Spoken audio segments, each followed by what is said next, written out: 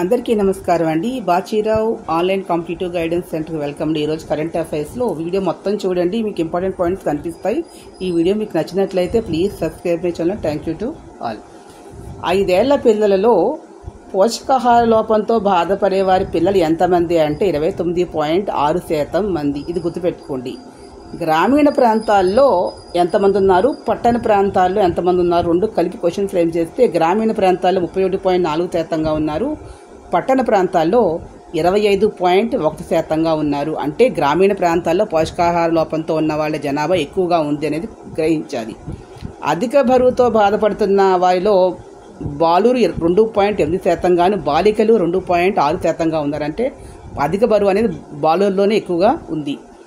Children in India 2025 నివేదిక ప్రకారంగా ఇది వెల్లడి చేశారు. కాబట్టి చిల్డ్రన్ ఏ నివేదిక ఆధారంగా అంటే చిల్డ్రన్ ఇన్ ఇండియా 2025 నివేదిక అనే పాయింట్ గుర్తుపెట్టుకోండి. ఇక్కడ ఏమి క్వశ్చన్స్ వీళ్ళు అడుగుతారు అనేది మనం తీసుకున్నట్లయితే ఇక్కడ విటమిన్ లోపం వల్ల బాధపడుతున్నవారు అనేసి తీసుకుంటే వయసు 1 నుంచి 4, 5 నుంచి 9, 10 నుంచి 19గా డివైడ్ చేశారు.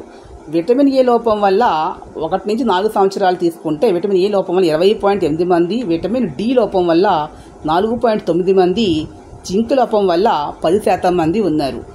నెక్స్ట్ 5 నుంచి 9 సంవత్సరాలు తీసుకుంటే విటమిన్ ఏ లోపం 22.8%గా, విటమిన్ డి వల్ల 10.3%గా, జింక్ లోపం వల్ల 9.4%. ఈ పాయింట్ పర్సంటేజ్ అని అడుగుతారు, కన్వెన్షన్ అయితే గుర్తుపెట్టుకోండి.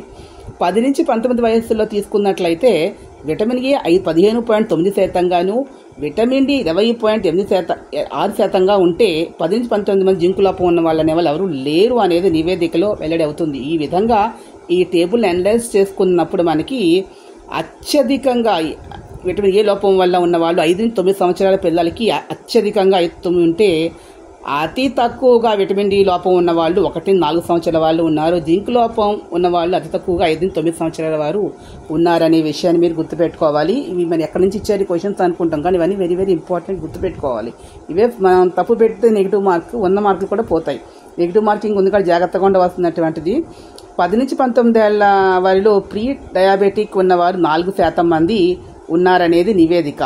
అదేవిధంగా 10 నుంచి 19 ఏళ్ల వయసులో అధిక రక్తపోటుతో బాధపడుతున్న పిల్లలు 5.2%గా ఉన్నారని, 5 నుంచి 9 ఏళ్ల వయసులో ఉన్న వాళ్ళు మధుమేహానికి దగ్గరలో ఉన్న వాళ్ళు 5.1%గా ఉన్నారని, మధుమేహం ఉన్న పిల్లలు 0.5%గా ఉన్నారు. ఇది గుర్తుపెట్టుకోవాల్సినటువంటిది. పోషకాహార లోపం ఉన్న 5 ఏళ్ల పిల్లల్లో వయసుకు తగిన ఎత్తు లేని వారు అంటే 31.12%గా ఉన్నారు అని, అంతేగాని ఎత్తుకు తగిన బరువు లేని వారు 16.1%గా ఉన్నారు.